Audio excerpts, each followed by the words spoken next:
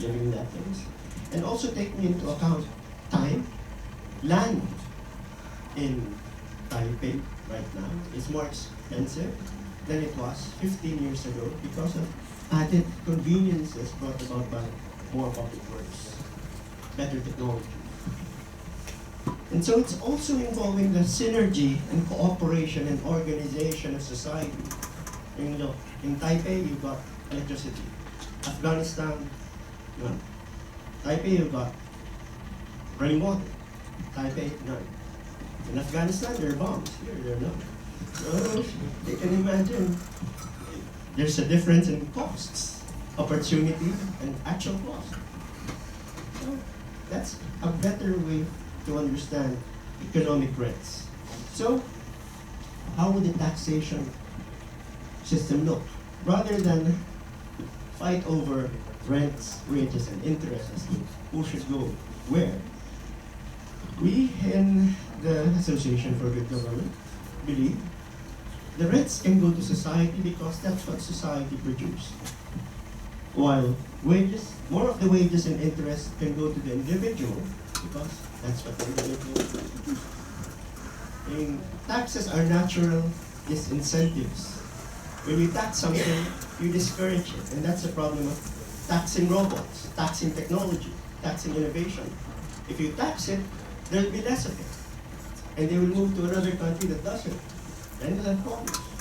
But if you tax what you want to stop, speculation on land in particular, then you discourage it. Then you have more resources to mobilize for the service of society. So, how do you generate and mobilize economic rents? There would be two ways. Tax the land, because that's how you recapture the part of how you recapture economic rents, which is the commonwealth of the nation. The second interesting and very challenging idea would be to spend money into existence. Because right now, money can either be lent into existence, which modern monetary theory says all money is practically debt. And that's not necessarily true. If I told you that there were two civilizations in the history of man where there were no monetary authorities, no central bank, and money grew on trees, would you believe me? Well, there were two, the Mayan and the Incan Empire. They used quinoa beans and coca beans as currency. And in history, when Pizarro, the Spanish conquistador, kidnapped for ransom King Atahualpa, he told the king, I'll release you on the condition that you fill this, about this size, this room with gold in 3 days. And he said, okay. And he did. Because gold was more ornamental, more decorative, for crafts and industries. But if he was told to fill the room with quinoa or coca beans, he'd be in trouble. But the Spaniards looked at gold as the currency. So you can now imagine that money is really here in our heads. So the key would be to spend money into existence. And this is key to understanding the model. Because sometime in history, Germany, if you remember, 1923, had a problem with hyperinflation, right? But in that same year, that same period, Borger, Austria, did their own experiment. They printed money to finance their infrastructure. And they were spared from the agony of hyperinflation until the government ordered them to stop. And things started to stabilize. But it just shows a very dangerous idea that you can print money into existence based on an interesting model developed by Arnold and Joseph Stiglitz, the former World Bank chief economist, on the Henry George effect, that under conditions, government investments and public works raise economic rents, and therefore the value of land correspondingly. Take note, under conditions, because you can have a white elephant, as Pinchot demonstrated. you need a good government to decide what the people need. Here's an example in Botswana, which actually is the fastest growing economy in the world since 1965. When the first president was offered by his minister, let me build you a road from the capital to your home. He said, okay, fine. What benefit will it have? It will benefit you. Anyone else? No. Then don't build the road. It's only going to benefit me. I'd like you to think of infrastructure that will benefit the people. So, what's the source of this framework? It's closer to home than you think. It's Dr. Sunyan said. He said that the teachings of Henry George should be the basis of our program of reform.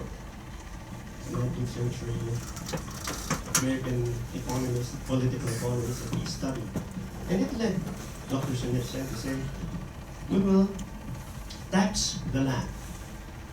And we will tax the land based on self-assessment, meaning, okay, you tell me how much the land is worth. But I have the power to buy the land based on your quoted price, which means if you underquote, you lose your land. If you overquote, you lose, period. So you now carefully assess your land and leave it to the market to decide. So, land will basically, the land tax will basically still not disrupt the circular flow of the economy. In fact, it will enhance it because rent will generate, site revenue or land value tax will generate revenues to further enhance land, increase the capital of labor, and increase productivity of capital. Because you tax wages less, you will want to work more. In some Western countries, some people don't want to get a promotion because they'll end up paying more taxes and working harder. It's a disincentive to work. And in terms of capital, if you try to tax capital or wealth, which is what TPP recommends, what do? They stash it in financial havens abroad, Panama, the Cayman Islands, Seychelles, and I'd say even Australia, by investing it in real estate, because if you properly take advantage of the tax shields in Australia, you actually are encouraged to buy real estate to speculate on it, which is one of the reasons why rents that in Sydney alone, for every homeless person, there are 2 unoccupied units, and it's growing. Why? Because of that phenomenon of taxation. They are allowed to borrow to buy a flat and use the interest expense to offset or to add to their tax deductions. So if you have another investment where you make money, you can deduct your tax liability by deducting the interest expense you're incurring from not renting your apartment. And that kind of solves the mystery, because if there's a glut in housing, prices are supposed to fall and rents are supposed to fall. But in Australia, they're rising. And that's the only way to explain it. So, the question again is, especially for Georgians, they say, the question is, how do you know that the land tax is adequate? You don't. But then again, you can't tax all of the land values, right? So, and if you engage in deficit spending, the scary part is, money creation is kind of inflationary. But this is where there's a warning about printing money just to give away, helicopter money. In fact, Henry George said, I may be a greenbacker, but I'm not a fool to advocate that printing money and throwing it at people will solve the problem. And the question also is, why didn't quantitative easing result in inflation during the US subprime crisis? Because the capital flew overseas. So, Here's a concrete example of the Henry George effect. Let me give two. One is the Sydney Harbour Bridge. Back in the 30s, when the state premier said, we're going to build this awesome, expensive, some people called it a white elephant. They said, what? During the Great Depression, are you crazy? But guess what? They paid the loans on time, and people still up to now pay very cheap tolls. How did they do it? They used the right model. Imagine, on the other side of the bridge, before the bridge existed, was the central business district of Sydney. On the other side were artists, communities, farms, etc. So you can imagine land was cheap on the other bank, right?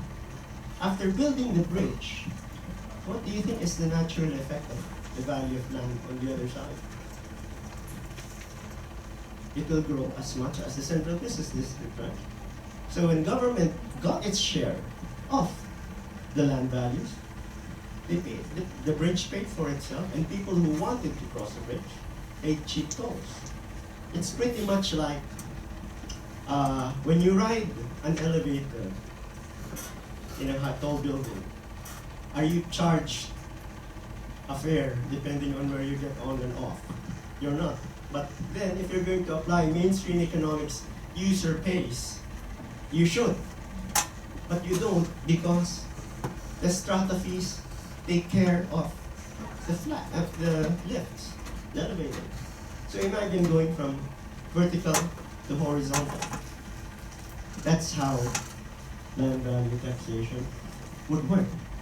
But then again, I said untaxed incremental land values, as values increase, that will be taxed. So that would be the basis of printing money to build new public works. And as long as there's land value tax, they can recapture the values. Maybe not even through land value tax. Maybe they can improve zoos, parks, libraries. There can be more cultural activities to raise economic values or improve the lives of the people. More public services